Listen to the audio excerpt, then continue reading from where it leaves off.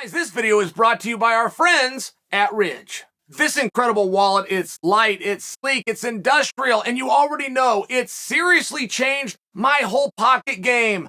Now is the time for you to upgrade your wallet. Guys, check this out. Ridge wallets hold up to 12 cards, plus all the cash that you're gonna need. There's over 30 colors and styles. That includes carbon fiber and burnt titanium. It is the best wallet you can buy. And I don't want you to just take my word for it, because there's over 30,000 five-star reviews. I admit I was skeptical at first, but once I tried it, I never went back to my old wallet. And for you guys, there's no pressure. Test this thing out for 45 days. If you don't love it, send it back, get a full refund. If you decide to keep it, there's even a lifetime warranty. Ridge is offering up to 40% off on select products site-wide right now until December 22nd. So go to ridge.com/Chael. Be sure to use the promo code Chael, or just click on the link below. What's Paddy do next? It's an interesting spot, guys. There is a rule. Okay, you'll run into coaches. Just take sports when you were kids. You will have coaches. Then you have another coach and he says the same thing. Or then you go to some other practice. You hear the same thing. Got all these coaches that are saying the same thing. What they'll always do is tell you what you must do to be a champion. You must, and it's a lot of buzzwords. It's dedication, it's sacrifice. You hear a lot of these buzzwords, but they'll say you must. And just to explain that from a coach's perspective, you will take a pool of champions, and then you'll search for the commonalities that they all had. And it's not all of the same, but you do have those buzzwords. You do have the dedication. You do have the sacrifice. That's where that comes from. So that's why coaches will say that you must. Now, I only share that as an example with you because there are things that you must do to reach the highest highs of stardom in this sport. And perception is reality. If you are perceived to be the best guy in the world, you're the best guy in the world. Everything in life is that way. It's just glaringly obvious here. Like, I will hear your guys' opinion on who the top 10 is. I can, not even your opinion. I can go to an expert who's paid to do it. 100% of the time, it is a popularity contest. 100% of the time. 100% of the time. And boxing is far more obvious than our sport. If I was to ask you who the greatest boxer of all time is, you'll answer the question. But you will stop and you'll try to debate who was more popular between Muhammad Ali, Mike Tyson, and Floyd Mayweather, just by example. You won't come down to who made Olympic teams, who made amateur teams, who knocked out more guys. You will not do that. And nobody does. It's a popularity contest. I'm just sharing it for you. Because to get to some of those highest highs, there's things that you must do. If you're looking at a pool of guys who have gotten there and commonalities that they all had, and one of those things is have an opponent, have somebody you call out. Even if you don't fight him, even if it's your jumping off point, even if there's this rivalry and this heat, and that's what you're doing to get some exposure, and then you make the announcement that you're fighting somebody else and when and where, but you have this guy. And it's one thing within the commonalities that Paddy does not do, and it's worked anyway. So apparently it's no longer a commonality. And I find it interesting. We talk about what's going to be next for Paddy. What do you guys want to see next for Paddy? But where does Paddy want to go? And that's a little bit of a hard one. I mean, if I was to go back to Sugar Sean was having a hard time getting a match with a top-ranked guy, but he wanted it. He was calling for it. Give me 1, give me 3, give me 9, get me into the top 10. I mean, he was making it clear that he wanted to climb. Opportunity comes for a number one contender. Boom, he takes it. He takes the number one rank. And I'm just sharing with you, we at least knew where we wanted to go, and I don't think we do with Paddy. We not only don't have an opponent, we don't know if he wants to be a top guy. As a matter of fact, the one time that Paddy spoke about this, it was very early on in his career, and he said, I'm not fighting any top guys. He didn't like his pay.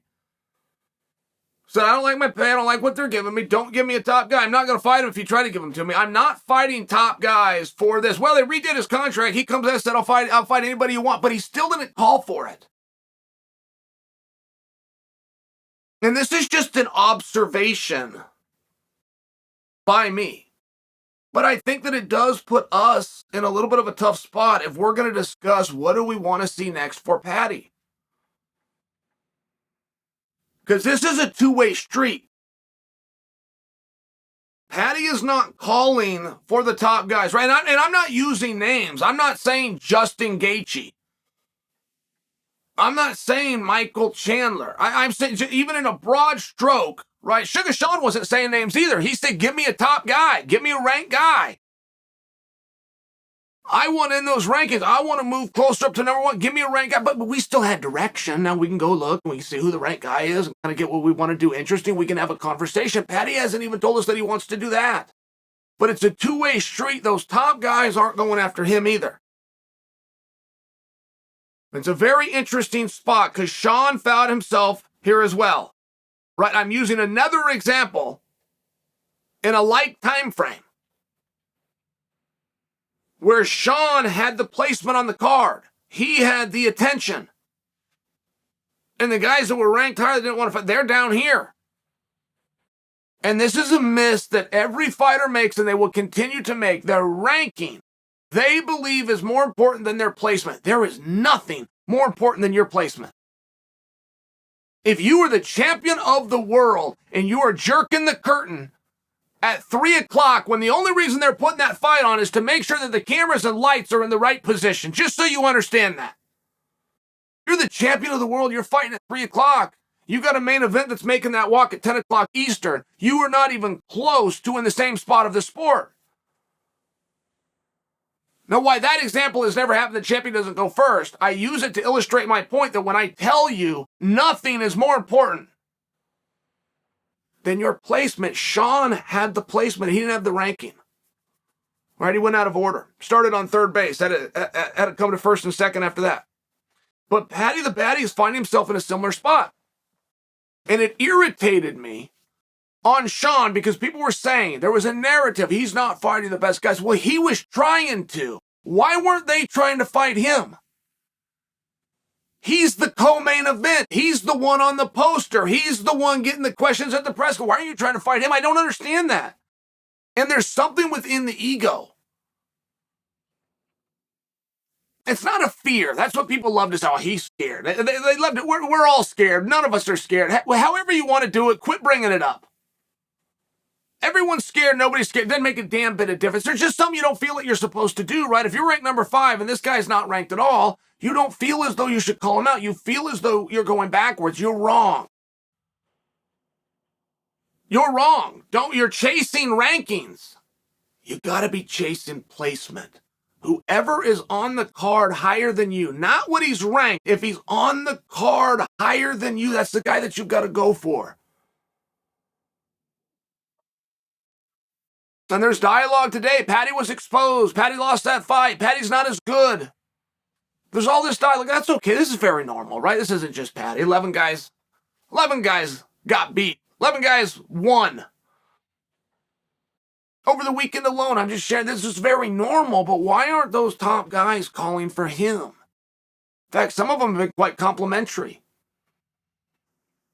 Oh, I wish him well. I like what he's doing. I mean, some of them had done this, but if you go back and you want to find who did that, think Chael's leaving a name out? I'll give you a little homework. You go back and see who did that. Some bitch is a main eventer. The guy that came out and did that and wished Paddy well and did not call for is a main eventer. He doesn't have to. That's what I'm trying to illustrate here. I'm trying to make this point that Paddy's not calling for those top guys and they're not calling for him. Now, what do you do if you're Paddy? What do you do if you want to carry Paddy? You're going to deny it up, down, and sideways that there's any politics here. And you might even believe it, but people have got a subconscious too. You've got a guy who's got the blessing of Barstool Sports that's very massive. You would like for him to have, and what should we call it, guys? We're not going to call it favorable. That's the word, but we're not going to call it. Should we call it helpful? Matches. You would, even if it's within your subconscious. Why give him a ranked guy? Why? Paddy's in a very rare spot in his ability to draw, his ability to command attention, and not need a B-side. There's two fighters of all time that can draw regardless of opponent. Mike Tyson and Oscar De La Hoya. I think that list needs amended. I think that Floyd goes on that list. I think Conor goes on this. I'm quoting the great Max Kellerman. So you get a guy like Paddy. He's not a main eventer. They haven't used him in a main event yet, even though he's getting the loudest reception. Even though he's getting the questions at the press conference. Even though he's getting the support on social media. I mean, you have quantifiable proof.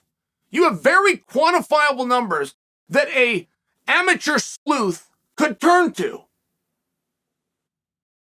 You're not putting him in a main event, but why would you? Why would you? Tell me why. I want to get him a ranking. What do you want to get him a ranking for? Well, I want to get him closer to a top. For what? Answer the question. There's an answer to it. What is the answer? Why do you want to build a guy up? Why do you want him to win fights? Why do you want his ranking? Why do you want to do those things? Because that's how you get him over with the audience. Give a damn what he's ranked. Don't give a damn if he's got a championship. Those are just things that always come in line with getting over with the audience. If you've already won the audience, why would you try to put those things that could derail a guy, even if this is subconscious?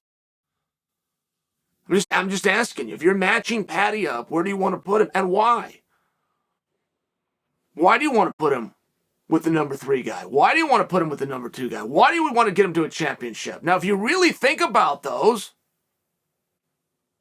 it's a pretty easy answer because that's what draws. That's what moves the needle. That's how I get him over. Excuse me, he's already over. It's a very unique spot. It's a very, very unique spot. It's one that Sugar Sean just lived. Until Sugar Sean lived, it hadn't even been done before. Now you got 2 guys in essentially the same era, separated by 2 weight classes, doing the same thing. It's an interesting spot. So be very careful with your answer. I mean, if you want to be the smart guy in the room, don't come out and tell me you put him in there with Chandler. Don't come out there and tell me you put him in there with Gaethje. Unless you have a reason for doing it. Dave Portnoy, who is the president of Barstool Sports, got into something with Justin Gaethje over the weekend, and Dave let us in on it. Dave is very good at that. He is a transparent. Said that Justin Gaethje gave him a hard time for sponsoring Paddy the Baddy. Dave fired right back. I'll leave it out because this thing escalated. This thing escalated a little faster than it needed to, and Justin Gaethje told him to whip your ass.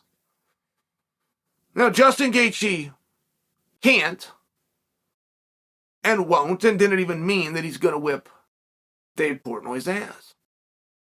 But he could fight Dave's guy. That storyline alone, what I just told you, makes Justin Gaethje and Paddy the Baddy, I mean, it was big to start with. That storyline that I just added in the support of an entire media company, it makes it a massive fight. So is that what you want to do? And if the answer is yes, are you sure Paddy can beat him? You don't need to get Gaethje a win. You don't need to get a veteran anything. He's got to go out and do that stuff on his own.